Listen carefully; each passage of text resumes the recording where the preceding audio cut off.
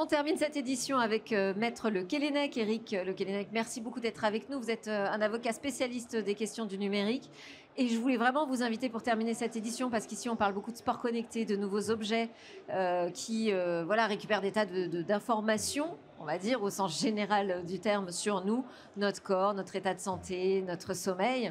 Est-ce qu'on peut appeler ça des données de santé? Qu'est-ce que véritablement une donnée de santé? Bonjour Delphine, merci de l'invitation. C'est une question en effet extrêmement sensible, puisque la donnée de santé, quand on prend les textes, normalement c'est celle qui révèle l'état de santé physique ou psychologique d'une personne. Mais en réalité, la plupart des fabricants, éditeurs d'applications dans le domaine considèrent qu'on est juste sur du quantified self, autrement dit de la mesure de données propres à une activité, et donc ça ne serait pas des données de santé. Ça reste, de mon point de vue strictement juridique, un peu débattable. Mais est-ce que ça veut dire que les fabricants d'objets connectés ou d'applications, les concepteurs d'applications, ils ont des obligations spécifiques sur le type de données qu'ils collectent? Alors évidemment, si les données ont une destination qui serait celle de pouvoir être utilisées par des professionnels médicaux, à ce moment-là, ces fabricants, éditeurs vont mettre en place des garanties pour considérer qu'ils sont au même niveau que pour des vraies données de santé. Mais la plupart des fabricants de produits connectés ou de logiciels ou applications considèrent qu'ils n'ont pas respecté ce niveau de sécurité, et on reste sur finalement des produits et solutions grand public qui relèvent peut-être du RGPD, mais pas spécialement des textes du Code de la santé publique en l'occurrence. Donc on parle quand même de données personnelles, ça on est d'accord? Dans tous les cas, absolument. Dans tous les cas. Ça veut dire qu'il faut être quand même aussi très vigilant sur ce qu'on partage, qu'on accepte ou non de partager avec ces applications? Et oui, et on se souvient tous du scandale qui avait concerné l'application Strava. Alors, ce n'était pas lié à l'application en elle-même, mais à l'usage qui en était fait par des personnels de sécurité autour de hautes personnalités. Et le fait de publier ces informations sur son parcours de course, la vitesse, la cadence à laquelle on avance, toutes ces données, qu'on le veuille ou non, peuvent vous mettre en danger. Alors non seulement vous-même personnellement, mais les hackers s'intéressent tout particulièrement à ces données qui peuvent révéler en effet un état de santé et peuvent servir à du chantage, à de la fraude aux assurances et aux mutuelles de toutes les manières. Vous conseilleriez plutôt d'être très prudent avec ces applications sur la manière dont ces données sont protégées? Est-ce que vous êtes plutôt rassuré? Est-ce que vous constatez qu'il y a très peu d'affaires finalement qui arrivent au tribunal sur une mauvaise utilisation de ces données personnelles? Ou au contraire, c'est un sujet de préoccupation et montant? Alors c'est un sujet de préoccupation évidemment de plus en plus important, que ces applications sont toutes elles-mêmes reliées, et en tant qu'utilisateur, je le sais très bien, à des réseaux sociaux. Et que ce faisant, c'est la porte ouverte effectivement à la publication de ces données qui, encore une fois, peuvent révéler un état de santé, d'en être d'autant plus sensible. Est-ce que pour autant, on le voit, il y a eu des affaires portées contre ces éditeurs d'applications?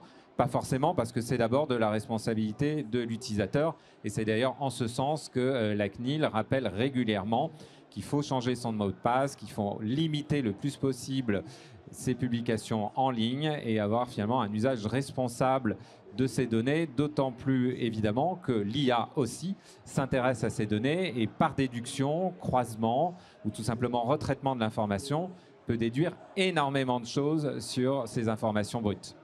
On a un règlement de l'Union européenne sur les données qui s'appelle le Data Act et qui s'applique depuis peu finalement, le mois de septembre, je crois. Eh bien oui, il y a quelques dizaines de jours, absolument. Voilà, dans tous les États membres. Est-ce que ça change quelque chose, ça? Oui, ça change énormément de choses en termes de partage de l'information. Nativement, tous les objets connectés et les applications qui leur sont liées doivent permettre donc à l'utilisateur lui-même de savoir quelles données précisément ont été récupérées par l'outil lui-même, les exploiter par lui-même, et alors ce qui va ouvrir beaucoup de perspectives sur ce marché du numérique. Cette transparence, elle n'existe pas aujourd'hui, enfin, elle n'est pas évidente. En l'état, vous pouvez très bien avoir une montre connectée et n'accéder peut-être qu'au tiers des données qui sont en réalité récupérées par cet objet connecté, et finalement c'est un peu la face cachée de l'iceberg. On ne sait pas très bien ce que les autres données vont pouvoir en tous les cas permettre de faire, que ce soit par l'éditeur lui-même du produit et ses partenaires, vous êtes parfois surpris, c'est plusieurs centaines de partenaires. Autre point important, c'est que tout l'écosystème, et sur le salon Fitex très important, va pouvoir bénéficier désormais des données de ces objets connectés pour proposer d'autres services. Donc on ne sera plus dans un environnement captif, mais au contraire ouvert.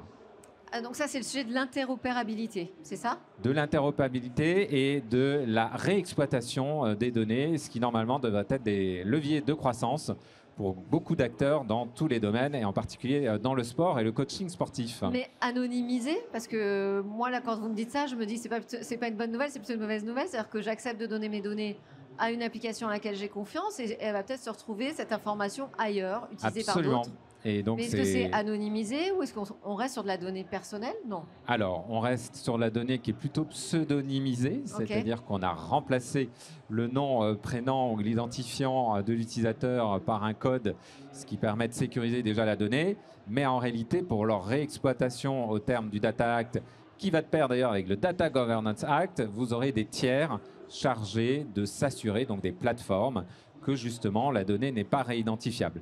Mais en tout état de cause, et en fonction aussi des liens contractuels qui peuvent exister, il convient d'être très prudent parce qu'on le voit, et a fortiori avec l'IA, de la donnée anonyme, ça devient de plus en plus rare et de plus en plus fragile.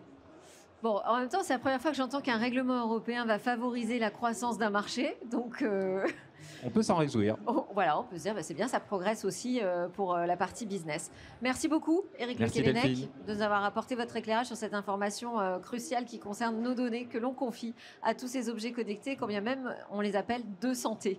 C'était Smart Tech. Merci à vous de nous avoir suivis. On était dans une édition spéciale, vous l'aurez remarqué, en tournage au cœur du Fitex, qui est un salon événement dédié au sport connecté et à la santé connectée.